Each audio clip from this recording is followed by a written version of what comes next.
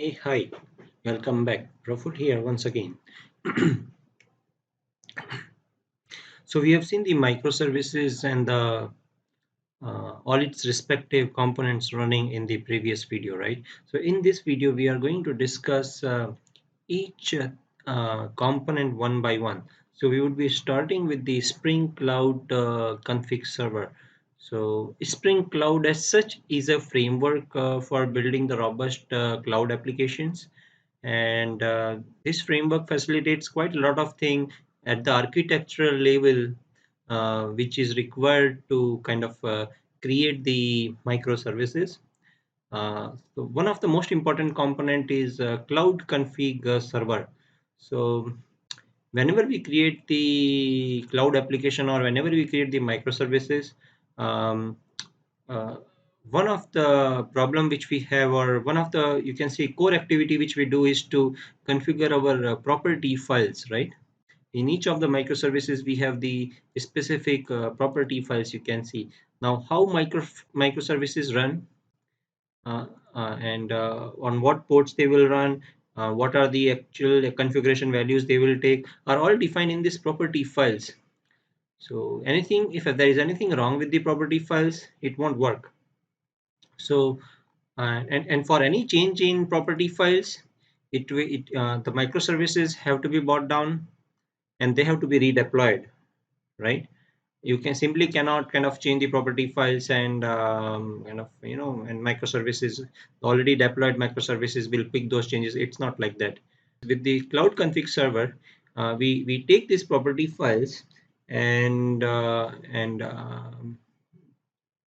transfer them to the Git repository. So now what happens is all of the microservices, be it product microservice or inventory microservice, or be even if it is the service registry, that is Eureka or Zul proxy or Histrix, they will all, only when configured, right? Only when configured. When configured properly, they will read the property files deployed on the Git repo. So what happens is, if I want to make any changes, I make the changes in the property files locally, commit them to the Git repo, and the microservices or any components will read those updated things. If I would want to explain you visually, okay, let me not explain you visually. Let us see what do we have to do in order to get this setup, achieve this setup. So uh, the dependencies which we need is the same dependencies which we would be needing while working with the typical Spring Cloud application. So you can see the Spring Boot version is parent version is 2.1.5 release, uh, and the Spring Cloud version we are using is Greenwich.sr1, and as a dependency we have the Spring Cloud config server, because we are configuring a Git server as in this case, and we are working with dev tools just to kind of test the changes, locally deploy the changes in real time for whatever changes we make, and we have the uh, dependencies for the Spring Cloud, right? So nothing as such, nothing extra, uh, and uh, and in source main Java, in the application entry point, in the Spring Boot application, at a Spring Boot application entry point, we have used the annotation enable config server, which comes from org.springframework.cloud.config.server. This is required if you want to kind of create a config server. As such, no other thing, no other change. One more change which you will need is, if you want to kind of create a config server, you need to specify the URL wherein this config server will run. So if you want to kind of, rather than dumping it on the Git, if you want to run it locally, then you would want to use the property that is spring.cloud.config.server.native search location file. That way, where it should go and search for the local files. So I'm looking at this folder, but as of now, I'm not working with it locally. I have deployed the property files at this URI.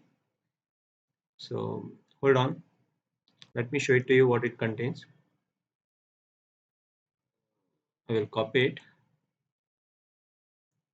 go to the browser. Here it is.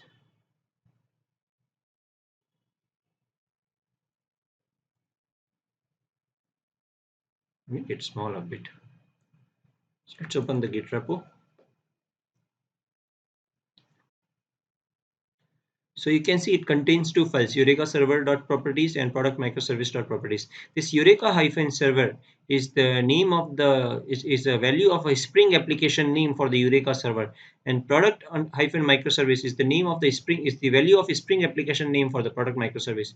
If you want to take a look, I can show that to you. Let us open Eureka first,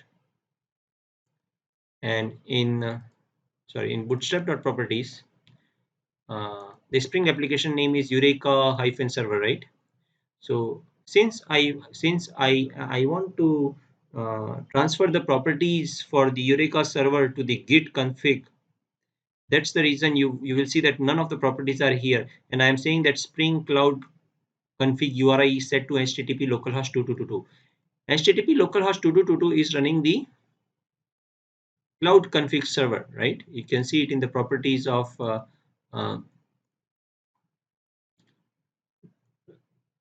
cloud config server, right? It's running on port 2222.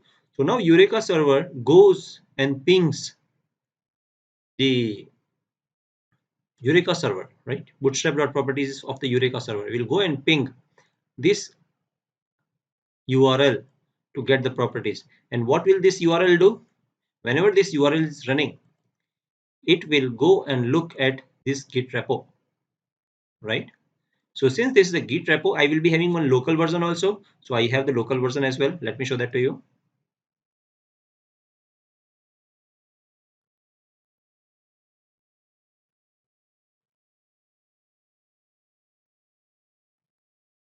This is the local version. You can see cloud config. This folder is the local version of the repository which is committed on the Git, right? So nothing but the property files. I can show that to you as well.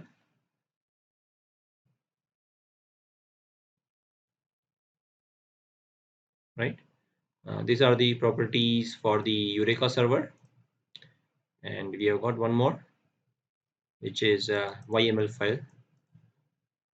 Right. These are the properties defined in YML file that is for the product microservice. So we will discuss that when we discuss product microservice. As of now, let us close it off. So let me go and run it. Run as Spring Boot app. I'm trying to run cloud config server locally.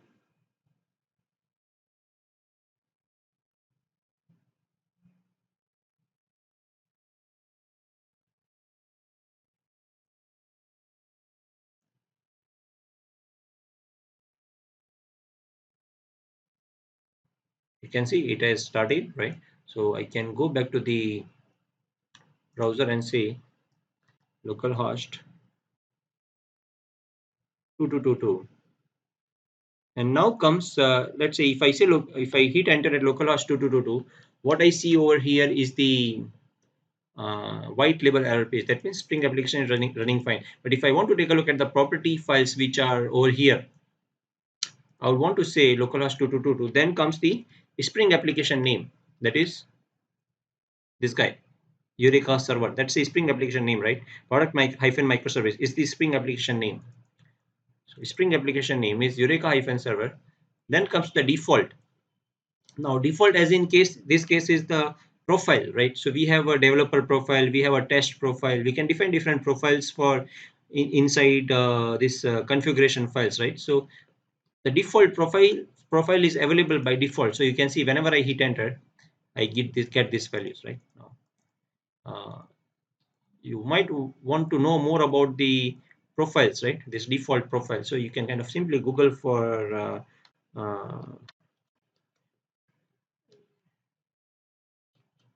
developer profile Spring Boot. So there are the concept of profiles in Spring Boot. There is a dev profile, there is a prod profile, um, which you would want to define. So you can go ahead and read. There is a test profile, right? So you can go ahead and read about that. But by that, since if we do not use any profile, then the default profile is default, right? That's what you have to say. In the same way, if I want to go and take a look at for the default profile of a product microservice, I have to say the Spring application name of product microservice, product hyphen microservice, and here it comes. Whatever be the properties inside product microservice which are committed will come over here. So what did I say about the local version? Local version is this cloud config, right? It's inside the cloud config folder. So if I make the changes locally, let's say Eureka server properties, I want to say cloud config server is easy deployed in Docker. Let's say if I want to remove deployed in Docker from here. As of now, if you see the Eureka server at localhost 222 to Eureka server, it says welcome messages cloud config server is easy well deployed in Docker, right? So if I go and change it over here, cloud config server is fun, let's say fun, and I have saved it. I will close it off. Since I have made the changes locally, I will have to commit it to the Git, right? So let me go and commit it to the Git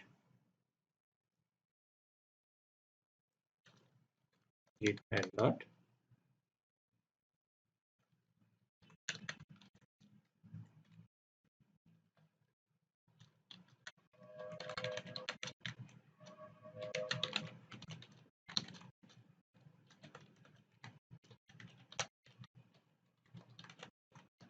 Updated welcome message in Eureka server dot properties. That's a commit message, and ultimately let me go ahead and push it.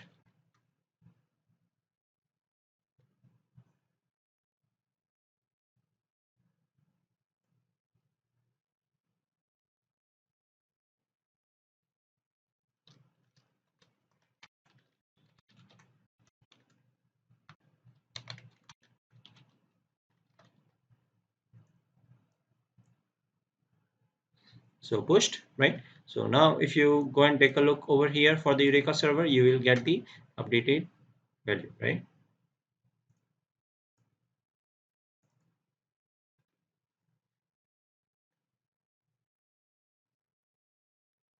Right. So cloud config server is fun. That's the thing which we updated. So that is all about cloud config server, using cloud config server. Now, how will this Eureka server or product microservice talk to this cloud config server so as to fetch the properties? That is what we will see next. So first, we will be starting the Eureka server, and then we will be starting the product microservice and inventory microservice as well, right? And we will discuss as we start them. So that's it for the Spring Cloud config server. In short, it's all about it will help us manage the distributed configuration of the each microservice or of each component of the typical microservice service architecture when we are creating the microservices using Spring uh, Cloud framework, right? So I hope it is all clear and I was able to explain it. We will do hands-on as well in the next set of videos, but for now, that's it. Good day. Happy learning.